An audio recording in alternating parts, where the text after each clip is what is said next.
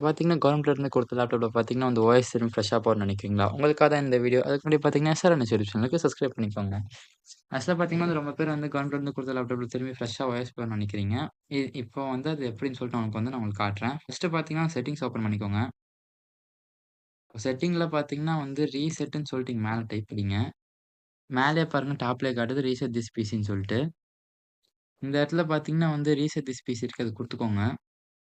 இது குடுத்துட்டு உங்களுக்கு இது மாரி 2 விதமா காட்டும். நீங்க என்ன வந்து ரிமூவ் எவரிதிங்ன்னு சொல்லிட்டு நீங்க வந்து குடுத்துட்டு, அவ்வளோதான் ஃப்ரெண்ட்ஸ். இந்த டெக்னிக் மூலமா பார்த்தீங்கன்னா வந்து, நீங்க எந்த ஒரு யூஎஸ்பியும் உங்களுக்கு தேவையில்ல. நீங்க வந்து அப்படியே பார்த்தீங்கன்னா வந்து ரீசெட் குடுத்துக்கலாம்.